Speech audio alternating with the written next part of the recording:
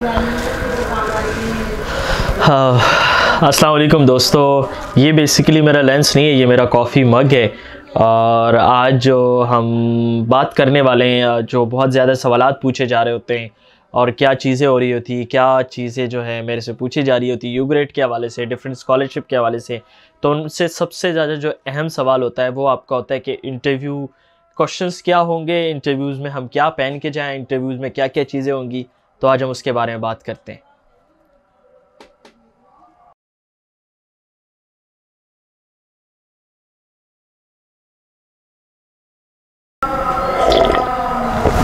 Sorry. तो basically हम बात कर रहे थे, माज़रत के साथ पीछे कुछ साउंड चल रहा है क्योंकि मैं किसी की जगह पे बैठा हूँ, तो वहाँ थोड़ा सा इमाम बारगाह है, तो वो उस तरह सारी चीज़ें चल रही होती है। बट स्टिल आपके लिए वीडियो बनाना बहुत ज़्यादा ज़रूरी थी क्योंकि मुझे बहुत ज़्यादा ईमेल्स मैसेजेस आ रहे होते हैं, तो अब सबको जो है उस तरह से टाइम देना और वो करना, क्योंकि अपनी भी कुछ मसरूफियात हैं, काम हो रहा होता है। आज संडे का दिन है बट मुझे जो ऑफिस का बहुत सारा काम करना था, तो ये सारी चीज़ें चल रही होती है। अब सबसे पहले बात आती है कि अब जो है इंटरव्यू के लिए सवालात क्या हो सकते हैं। फॉर सपोज़ आप किसी स्कॉलरशिप के लिए अप्लाई करते हैं, तो सबसे अहम सवाल आपके जहन में जो आता है कि मुझसे क्या सवालात पूछे जा सकते हैं। तो अब उसमें ये जो है हमारे यहाँ बहुत थोड़ी सी कन्फ्यूजन ये है कि हो सकता है सवाल आउट ऑफ द बॉक्स आ जाए, कुछ बाहर से कोई सवाल आ जाए। तो सबसे पहले तो आपको बताता ये चलूँ को कोई ऐसा सवाल नहीं होता जो कि आपके एप्लीकेशन से कोई बाहर हो। मतलब आप एप्लीकेशन में आपने जो चीज़ें फ़िल की है, अपनी पर्सनालिटीज़ के बारे में, अपनी स्टेटमेंट ऑफ पर्पस के बारे में, या अपनी जो जितनी एजुकेशन हो सारी चीज़ें ऐड की है, तो घुमा फिरा के आपके सारे सवालात उसी से रिलेटेड होते हैं। तो इस टेंशन से तो आप इस टेंशन का तो आप बिल्कुल टेंशन लेना ही छोड़ दें कि इस बात की कि हमें जो है सवाल शायद बाहर से आ सकते हैं।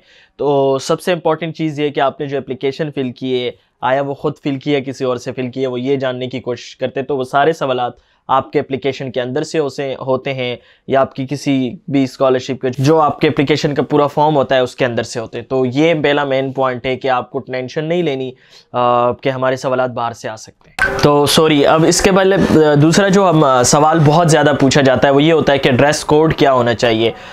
तो इसके बारे में वैसे फ्रीक्वेंटली तो आपको कोई नहीं बता सकता कि आप जो है पैंट कोट पहने या 3 पीस सूट पहन के जाए या पूरा फॉर्मल और वो पहन के जाए। तो हम डिपेंड करता है कि हम किस तरह की स्कॉलरशिप के लिए अप्लाई कर रहे होते हैं। तो अब ज़्यादा ज़रूरी ये होता है कि आप फॉर्मल ड्रेस पहने। अगर आप टाई के आदी हैं, अगर आपको आदत है तो पहने, नहीं आदत है तो कोई बात नहीं, फ़र्स्ट टाइम कोई ऐसी न्यू चीज़ ट्राई नहीं कीजिएगा, ताकि ये ना हो कि आप इंटरव्यू पे बैठे और आपको जो आपकी टाई है वो छुप रही हो यहाँ, या आप वो आपका कॉन्फिडेंस भी लेक होता है। समटाइम आपके ड्रेस कोड से बहुत असर पड़ता है आपके कॉन्फिडेंस पे।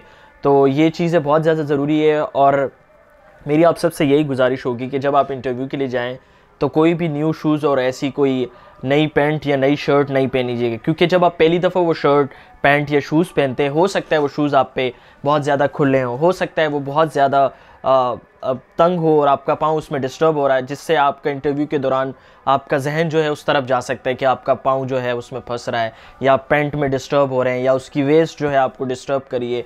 तो कोशिश यही करें वो यूज़ हुए ऐसे जो मतलब न्यू लगे वो पहन के जाएं, क्योंकि ये बहुत ज़्यादा मैटर करता है कि आप अपने कपड़ों में कंफर्टेबल हों। जब आप अपने ड्रेस में कंफर्टेबल होंगे तो आप इंटरव्यू में बैठ के अच्छे से बात कर सकेंगे। फॉर सपोज़ आप मुझे देख सकते हैं कि मैं कॉन्फिडेंटली बात कर रहा हूँ। अगर मैं न्यू ड्रेस पहनता तो शायद मैं जो है वो कोशिश कर रहा होता था कि मेरी शर्ट थोड़ी सी सही हो, ये वो, बट ये मेरे रोज़मर्रा की ज़िंदगी के कपड़े जो कि मैं रोज़मर्रा डेली रूटीन में पहन रहा होता हूँ, तो मैं उसमें कंफर्टेबल होता हूँ, ईज़िली बात कर सकता हूँ, ईज़िली मूव कर सकता हूँ, हर तरफ से मूव कर सकता हूँ। तो ये चीज़ें बहुत ज़्यादा मैटर करती है कि जब भी आप इंटरव्यू के लिए जाएँ तो अपने ड्रेस कोड का ख्याल रखें।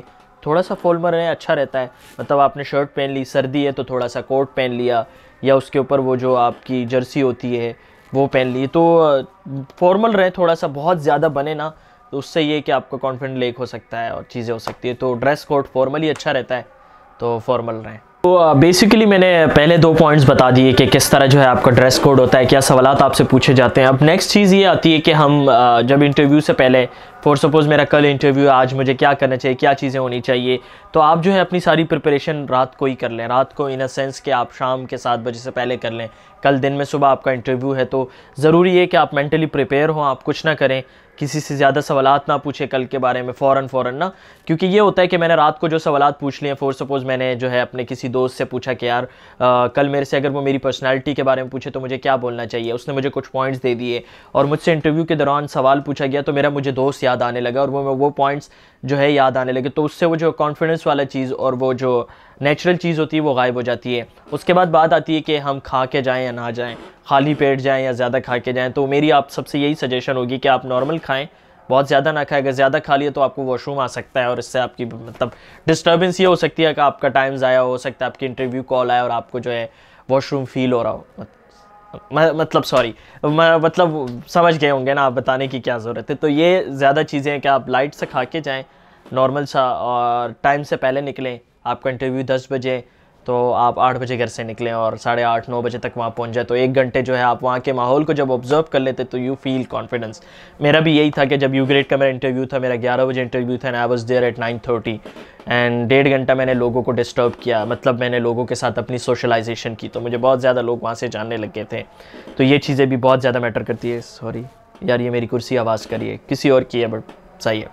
तो ये चीज़ें सारी, और ये था, मैंने सोचा आप सबको वीडियो बनाऊँ और मैं इंशाल्लाह ट्यूसडे को हो सकता है मैं 7:30 को इंशाल्लाह लाइव करूँ यूट्यूब पे। मेरे पास टाइम होगा तो 7:30 जिसको जो सवाल है, कमिंग ट्यूसडे इंशाल्लाह। क्या डेट होगी, let me check my date.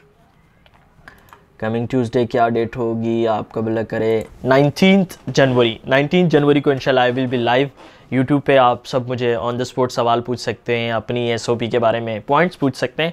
पूरे एसओपी तो नहीं पढ़ूंगा, लाजमी बात है, आपकी एसओपी क्यों मैं पब्लिकली पढ़ूंगा। तो ये सारी चीज़ें होंगी। बहुत शुक्रिया मुझे सपोर्ट करने का, मुझे कमेंट करने का, मुझे ईमेल्स करने का, मुझे कॉल्स करने का। जितनी भी सपोर्ट आप सबसे मिलती है कम है, थैंक यू कहूँ कितना कहूँ। तो मिलते हैं इंशाल्लाह नेक्स्ट वीडियो में। सब्सक्राइब करें, शेयर करें। अल्लाह हाफिज़ and thank you so much. ये जो बेसिकली आप लाइट देख रहे हैं, दिस इज़ लाइक पीओ की लाइट है, इसका लिंक मैं डाल दूँगा, जिसको भी चाहिए हो वो उनको जो है रब्ता कर सकते हैं। तो इनका लिंक इंशाल्लाह मैं डिस्क्रिप्शन में ज़रूर डालूंगा। अच्छे लड़के पाकिस्तानी हैं and they did a very great job. तो थैंक यू सो मच। अल्लाह हाफिज़।